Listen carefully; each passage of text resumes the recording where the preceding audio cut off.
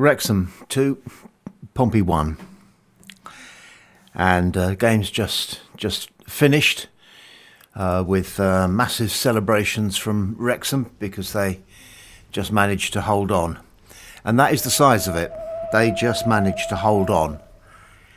It was one of those games which at the end of the season, you look at, you open your programme for the last game and you look at all the results through the season, and there are games that you remember quite vividly and you're reminded of them, and there are games then that you sort of vaguely remember, and then there are games that you find you've kind of relegated into oblivion in your own mind. And I think that that game, Wrexham Pompey, is one that we'll struggle to remember in any way because it was entirely unremarkable.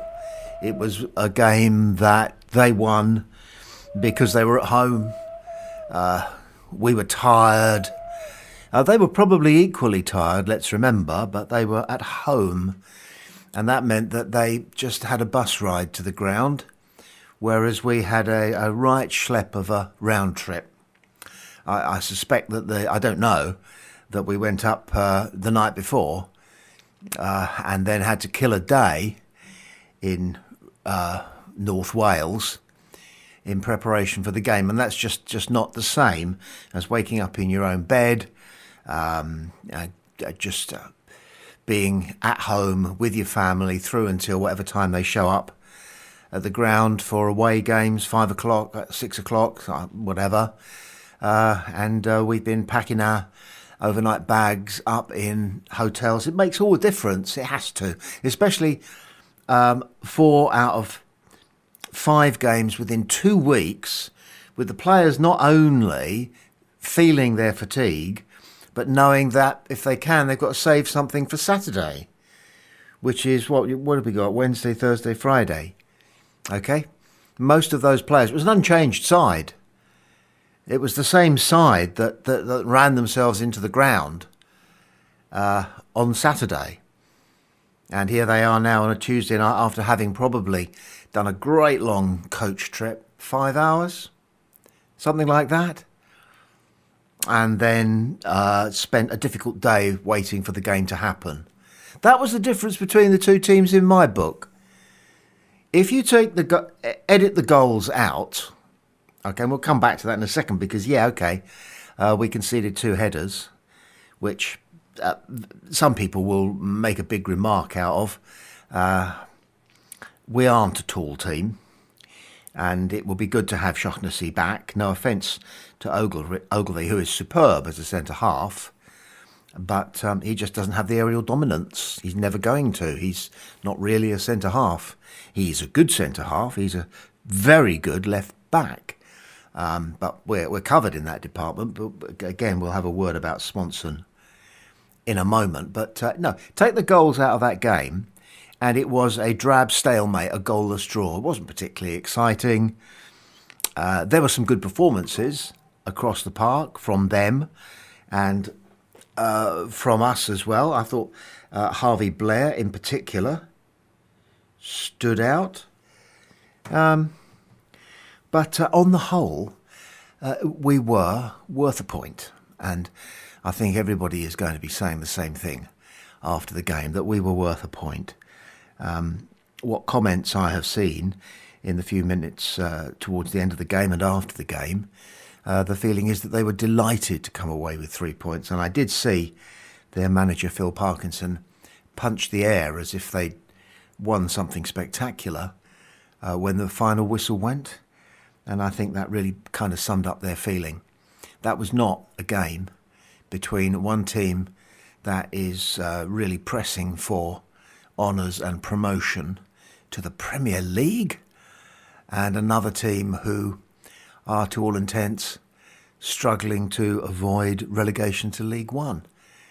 That if those two things were going to happen, and they're not, then you've got 2 divisions, 2 tiers between those 2 teams.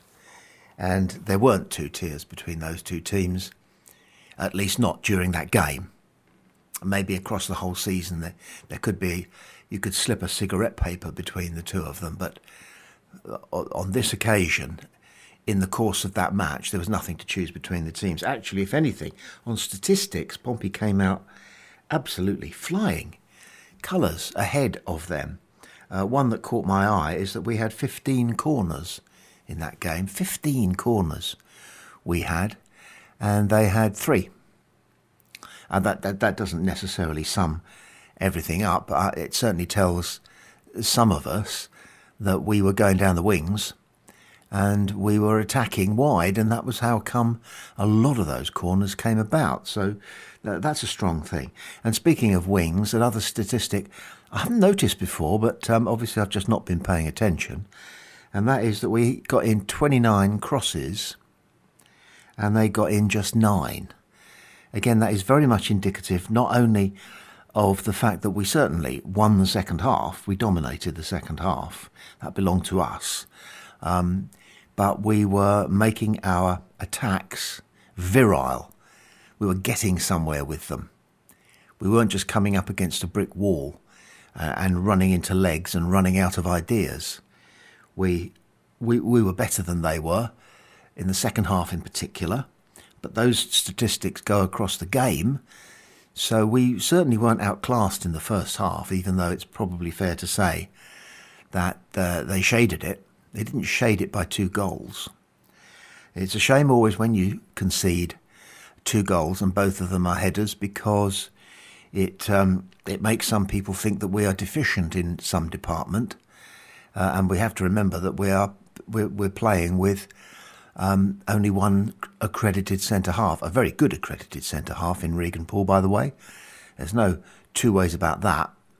That guy is top draw championship material, and I think it's fair to say that he would more than cut it in the Premier League, and let's hope he stays with us and that we get him there so that he can prove that. But conceding 2-headed goals, some people will wrongly say, where was the keeper? Some people will wrongly say that we can't defend set pieces. We are now defending set pieces perfectly well, but you're going to concede the odd goal at a set piece because so many sides put so much emphasis on set pieces, particularly corners, to score goals. They practice them hard. They have their different corners. We had a corner towards the end of the game in which we very clearly, Segacic very clearly knew that he had to pick out Ogilvy, and with a looping far post corner, pick out Ogilvy, and because Ogilvy, when it comes to aerial combats, punches above his weight. On this occasion, he couldn't get anything meaningful on it. And that happens, of course. And the ball went to Blair, and let's have a word about Blair, because we've missed him. When I say we've missed him, I'm being a little bit disingenuous. We I think didn't quite know what we had until very recently, because he made a couple of starts. We saw a little bit of him before he got injured, and now he's beginning to blossom, and he's what the Pompey coaching staff now like to call somebody who influences the game, and he really does. He gets in behind his fullback. He's quick and he's skillful. There was one particular bit of skill that was pure Brazilian. You know what I'm driving at in saying that, but it was down the wing, and he skinned a guy. I think he got the ball as a result of a 50-50, but somebody was right on top of him, and he gave a little touch and went round the guy and kept it in because it was drifting out, and away he went. So I think Harvey Blair is somebody else who comes away from this Wrexham game with huge credentials. Marlon Pack was, as we have come to expect from him, we would expect nothing less than for him to be a tower of strength. And he was. And there was a moment again in the last 5-10 minutes of the game when Schmidt had the ball, and Pack normally dummies that he's going up and then turns and cuts back so that he is on for the straightforward forward pass from the goalkeeper to Pack's feet. And you wouldn't want the ball at anybody else's feet if you've got Marlon Pack in your side. But on this occasion, he kept running. He just kept running, and he was up there. No, I mean, not neck by neck to neck with Colby Bishop, but he was committing himself, and he's got the tactical nous to know when to do that, but he's also got the legs that enable him to do that. Where does he get those legs from? That is, if I'm not mistaken, 3 95-minuters that he's put in, or is it 4? Certainly 3 95-minuters that he's put in over a course of 10 days? That's no mean feat. I mean, or I could put it like this and make a pun of it. Those are no mean feats of his down at the end of his ankles. So Pack was outstanding. It would take too long to go through the players who were outstanding. Terry Devlin kind of played where he wanted and always looked in command. Zach Swanson looked commanding as a defender, but he also looked very potent with the ball going forward, as evinced by the fact that he's on the score sheet, and deservedly so. Very nice 1-2 on the edge of the box. Got a little bit of luck with a semi-deflection for our goal. And, of course, with 4 minutes gone in the second half and the score now down to 2-1, then everybody in a blue scarf is entitled to cross their fingers and think to themselves, well, maybe we can get something from this. We were, I nearly said far and away the better side in the second half. We were significantly, noticeably, the better side in the second half. And this is coming to a club who are looking certainly for a playoff place. I think they'll be disappointed if they don't get a playoff place. I think they'll be quite pleased if they get a playoff place but don't make it to the Premier League, because they're likely to be swamped. You don't know, of course, but I didn't see much of Premier League personnel or team play about them on this occasion to think that they'll do anything other than struggle a lot, unless, of course, an awful lot of Hollywood dollars go into a rebuild in the summer window if they make it through to the Premier League. But I think they'll have a good season, clearly, and they will be there or thereabouts towards the bottom end of the playoff positions, and they might just find themselves involved. But were they an almost entire table better than us? Obviously. You don't need me to tell you, because you know that they weren't. And they were kind of okay. And we were kind of okay as well. Like I said, take out the goals from a replay, and one of the teams, us, have taken 6 points of 9 away from home during this wodge of games, and that is pretty good going. Very good going, actually. Very promising going. And as we're speaking, they are just drying themselves down in anticipation of getting on a bus. Well, it's a luxury coach, obviously. One wonders how they deal with it, whether there's a microphone and John Messino says a few words, suggests them to, if they can, stretch out and sleep, because we're not going to be home. It's 10 o'clock now as I speak, and they won't be getting in the coach yet. And when they do, they're going to be pulling into the car park down on the south coast sometime in the very middle of the early morning. I think it's going to be something like 3 o'clock in the morning. And they're going to be getting into their cars and getting home. So 3:30, 4 o'clock, they're going to get their heads down. And it doesn't matter how superbly tuned an athletic physiology you have, tomorrow they're going to feel it.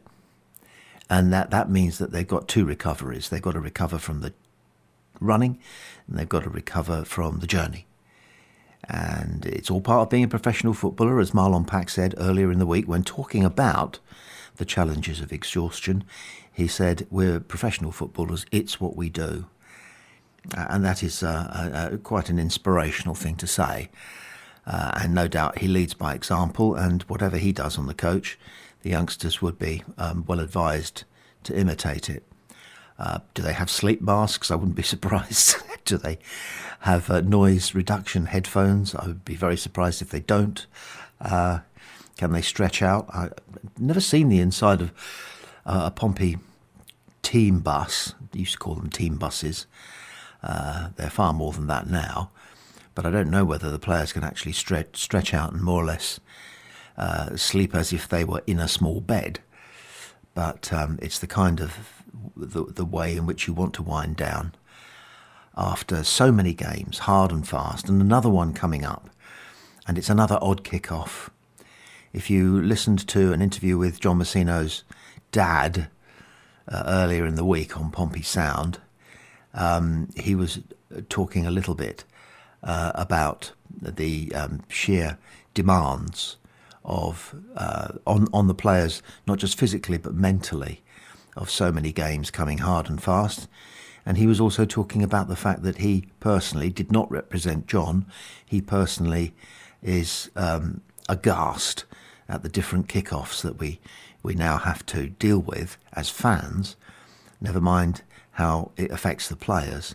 But it's a 12:30 kickoff, isn't it, against Hull? And again, that will feel wrong because our normal Saturday afternoon routine is badly disrupted, and it's a different experience, and it gets around to 3 o'clock in the afternoon. We should be just settling down to watch the game, and we're standing there in the road. Standing there in the road, wondering what to do with the rest of the day. It is a challenge for everybody, the fans and the footballers. But that is, as Marlon Pack said, and I'll say it one last time, we are professional footballers. It's what we do. And on this occasion, they went up to Wrexham, a budding Premier League side, they think, and we, a side that is working to avoid relegation. And we are still, as I look at the table, some 5 or 6 points clear of the bottom three. And we're not in a comfortable position at all, but we do still have that game in hand on almost everyone around us. And a point there will take us up a couple of places to a position of further comfort. So a lot to be taken from today, and a lot to be taken from a defeat. It's always hard to say because one has a sort of the feeling as though that you've been punched in the gut when you go somewhere and lose marginally. And that's how we feel at the moment after that game. But it's important that we take what we can from it, and it was a good performance, very good performance, by increasingly a very good side. And we can only take heart and look forward to Hull, and they'll present a stern test. They're of similar calibre to Wrexham at the moment, so we can expect some sort of a test, and they can expect some sort of a test as well, because we came away with heads held high, albeit the final score, unfortunately, was Wrexham 2, Pompey 1.